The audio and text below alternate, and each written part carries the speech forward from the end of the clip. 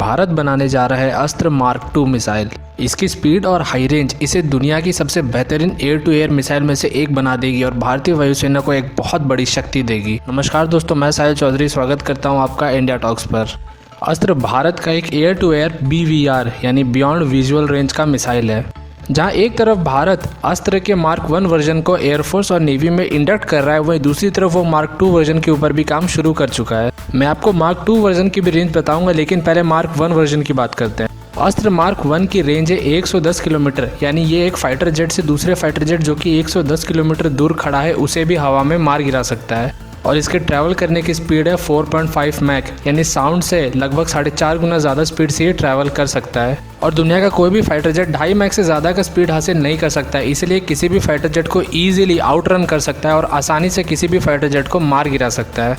Currently अस्त्र mark 1 का integration चल ही रहा है। अभी इसे इंडियन एयरफोर्स के MiG-29 के ऊपर लगाया जा रहा है, साथ ही साथ तेजस के ऊपर भी इसे इंस्टॉल किया जा रहा है। और दूसरी तरफ इंडियन नेवी की अगर बात करें तो उनके MiG-29K एयरक्राफ्ट के ऊपर इसे इंस्टॉल किया जा रहा है। वहीं इंडियन एयरफोर्स के सुखोई 30 MKIs के ऊपर ऑलरेडी इसे इंस्टॉल कर दिया गया है। तो अगर इंडियन एयरफोर्स की बात करें तो फ्रेंच ओरिजिन के डसॉल्ट रफाल और डसॉल्ट मिराज 2000 को छोड़ के बाकी जितने भी इंडियन एयरफोर्स के फाइटर जेट है उनमें अस्त्र मिसाइल लगाया जाएगा। रफाल में तो आप जानते हैं कि मिसाइल पहले से लगा हुआ है मीटियोर, इसीलिए उसमें अस्त्र लगाने का कोई ज़रूरत नहीं है। और भारत डायनामिक्स लिमिटेड ने इस अस्त्र MK1 का लार्ज स्केल प्रोडक्शन शुरू कर दिया है, ताकि भारत किसी भी युद्ध के लिए पहले से स्टॉक रख सके, क्योंकि अब जितने भी मेन फाइटर जेट्स है उनमें यही मिसाइल इस्तेमाल होने वाला है। इसी साल के जुलाई में डिफेंस मिनिस्ट्री ने 248 नए अस्त्र मिसाइल को शामिल किया था, जिनमें से 48 नेवी को मिले थे और बाकी एयरफोर्स को। इसके पहले सितंबर 2019 में इसे एक ट्रायल देना पड़ा था, जिसमें इसने एक टारगेट को 90 किलोमीटर दूर से मार गिराया था, जिसके बाद ये ऑर्डर सक्सेसफुल रहा।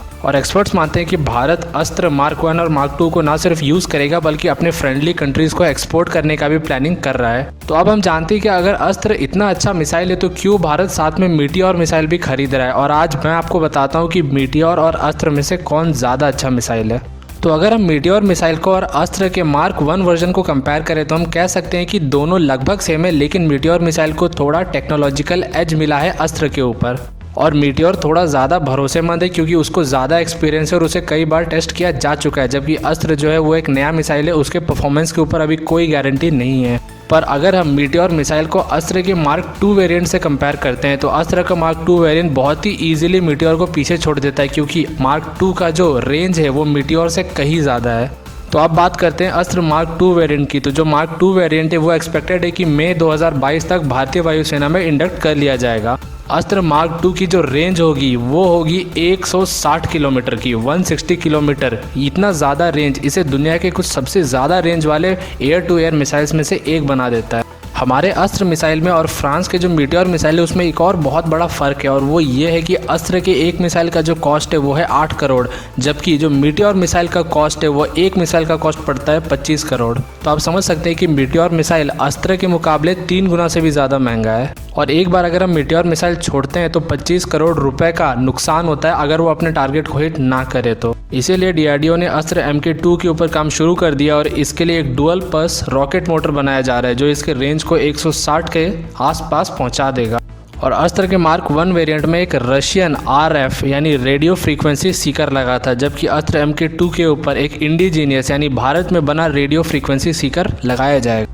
इसके अलावा अगर एक इनर्शियल मेजरमेंट यूनिट को छोड़ दिया जाए तो बाकी जितने भी कंपोनेंट्स हैं सारे भारत में ही बने हैं, यानी इन 2 कंपोनेंट्स को एक बार रिप्लेस कर दिया जाए एक इंडिजिनियस कंपोनेंट से तो ये मिसाइल पूरी तरीके से मेड इन इंडिया स्वदेशी मिसाइल बन जाएगा। तो दोस्तों आप मुझे कमेंट में लिख के बताएं कि ये मिसाइल आपको कैसा लगता है और ये मिसाइल ज़्यादा बेहतर है या इंडियन एयरफोर्स को मीटियोर मिसाइल के ऊपर ज़्यादा फोकस करना चाहिए। और वीडियो को लाइक कर देना, आपके लाइक की बहुत ज़्यादा ज़रूरत है हमें। और इंस्टाग्राम पे जा करके हमें फॉलो कर सकते हैं और इंडिया टॉक्स को सब्सक्राइब कर लेना रोज़ाना ऐसे ही वीडियोस देखते रहने के लिए। मिलते हैं अगले वीडियो में, तब तक के लिए थैंक्स फॉर वॉचिंग।